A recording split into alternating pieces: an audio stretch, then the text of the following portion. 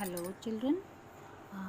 In our previous video I explained you about the company rule and its social effects on Indians' life and what were the conditions of peasant and agriculture during the British rule. Now today I explain you about the reforms during the British rule. तो आज हम देखेंगे कि कौन कौन से सुधार किए गए ब्रिटिश रूल के दौरान। ठीक है, तो मैं रीड करूँगी and then explain. So ready with your pencil, और जहाँ भी आपको हार्ड वर्ड्स लगेंगे वो अंडरलाइन करिएगा। जो मैंने किया हुआ अंडरलाइन उसे तो ज़रूर से कर लीजिएगा। तो suspicion about reform. When William Bentinck came to India, liberal thinking was getting its stronghold in England। ठीक है, जब विलियम बेंटिक इंडिया में आए तब एक लिबरल सोच यानी खुले विचार की नीति थी इंग्लैंड में।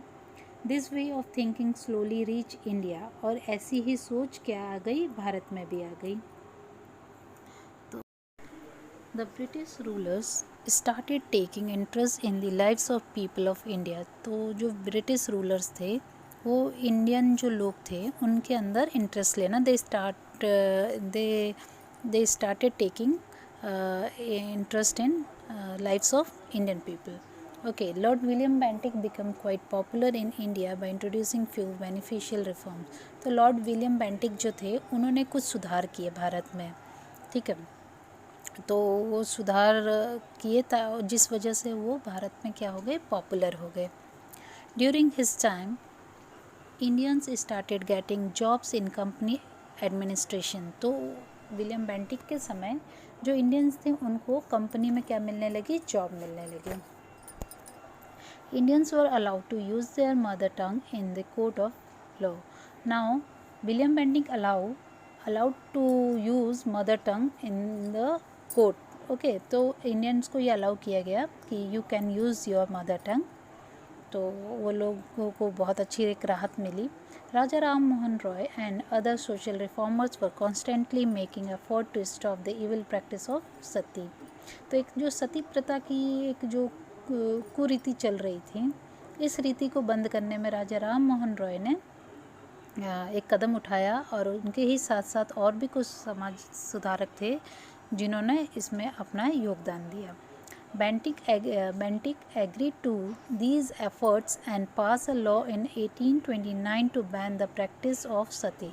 तो बेंटिक जो थे वो एग्री हुए और उन्होंने देखा कि ये बहुत सही बात है, इसे बंद करना चाहिए। तो विलियम बेंटिक ने 1829 में सती प्रथा पर प्रतिबंध लगा दिया, स्टॉप करवा दिया। तो राजा राम मोहन रॉय और ये जो 1829 है इसे अंडरलाइन कर लीजिएगा। जो ये डेट्स हैं याद रखिएगा, आगे चल के आपको यही डेट्स बहुत इम्पॉर्टेंट रहेंगी और इससे रिलेटेड काफ़ी एग्ज़ाम्स में भी आपको हेल्प मिलेगा। During the time of William Bentinck, the English rulers tried to eradicate the social evil as per the will of social reformers। तो बेंटिक के शासन में जो और भी अंग्रेजी ब्रिटिश रूलर्स थे उन्होंने भी कई ऐसे समाज सुधार काम किए जो समाज के अंदर कुरीतियाँ थी उसे बंद कराया। The Orthodox class witness these reforms with suspicion. तो पर जो पिछड़ी सोच के लोग थे, जो ऑर्थोडॉक्स थे, दे वर थॉट कि ये किस लिए हो रहा है, इसके उनको संदेह हुआ कि ये जो सुधार किए जा रहे हैं कहीं ना कहीं इसमें ब्रिटिशर्स का खुद का फ़ायदा है। तो वो लोग ये सुधार से हैप्पी नहीं थे। ठीक है, उनके सपोर्ट में नहीं थे।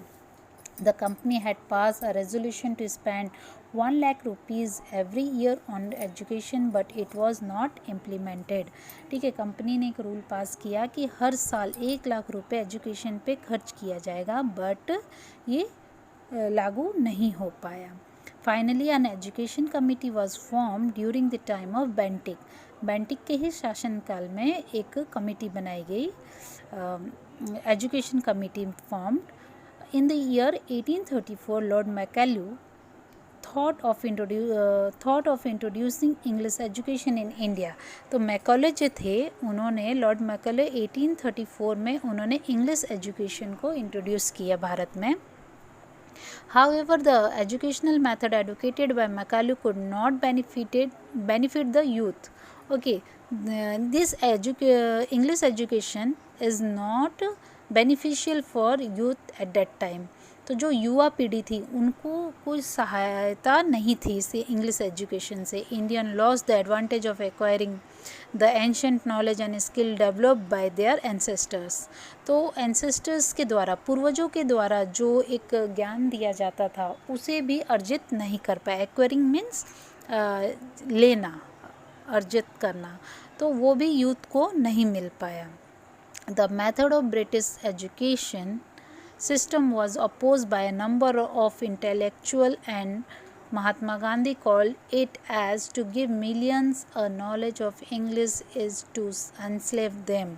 ठीक है, तो जो ये इंग्लिश एजुकेशन को लाया गया, इंट्रोड्यूस किया गया, इस सिस्टम को बहुत सारे विद्वानों ने इसको अपोज़ किया, तो उसके खिलाफ बोले। महात्मा गांधी ने कहा कि इतने लाखों लोगों को अंग्रेजी का ज्ञान देने का मतलब है उन्हें गुलाम बनाना। By receiving English education we have enslave the nation. ऐसी तरीके से अगर इंग्लिश एजुकेशन हम लेते गए, हम पर थोपा गया, तो हम एक गुलाम हमें बनाया जा रहा है। Later 3 universities were establish in 1857। 3 universities बनाई गई, ठीक है, विश्वविद्यालय 1857 में। The Britishers could get educated work force due to the introduction of English education.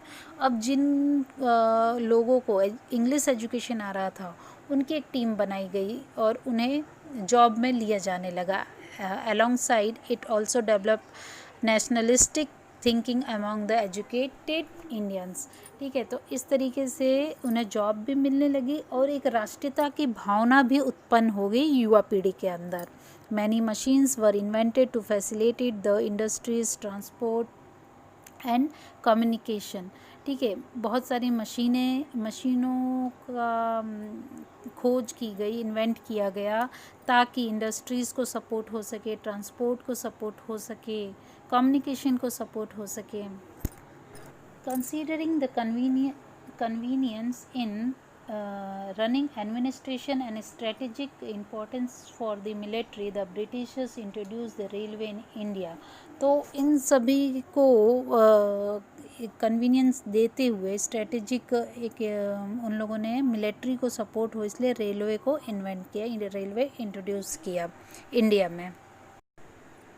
In order to maintain an effective control on the country and to exchange message with the neighboring territories, modern method of post and telegraph were introduced in India in 1854 CE। 1854 CE में इन्होंने telegraph को introduce किया ताकि neighbouring countries के साथ messages पास हो सके, easily वो आपस में कम्युनिकेट कर सके। Printing press and circulation of newspaper grew along side. तो अभी प्रिंटिंग प्रेस को भी सपोर्ट मिलने लगा, ठीक है, न्यूज़पेपर को भी सपोर्ट मिलने लगा।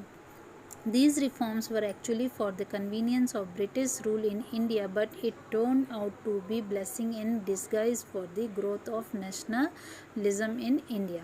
पहले तो ये जो रिफॉर्म्स किए गए ब्रिटिशर्स ने अपनी सुविधा के लिए किए थे ताकि वो अपना रूल ज़्यादा से ज़्यादा बढ़ा सके, बट यही रिफॉर्म्स आगे चलकर उसने पूरी का पूरा पिक्चर ही चेंज कर दिया। भारत के लोगों में राष्ट्रीयता की भावना को इतना ज़्यादा उत्पन्न कर दिया कि स्वतंत्रता की भावना ने एक गुलाम की ज़िंदगी से निकलने की प्रेरणा दी। The class that acquired the English education spearheaded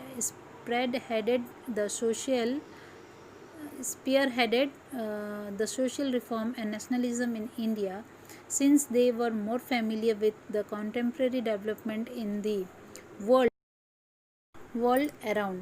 तो जो लोग इंग्लिश एजुकेशन जो लोग अर्जित कर रहे थे, जिनको आ रहा था, तो that number of peoples spread in India, और सोशलिज़म की जो नेशनलिज़म की जो फीलिंग आई लोगों के मन में, उसको भी बहुत सपोर्ट मिला ये सारे रिफॉर्म्स की वजह से।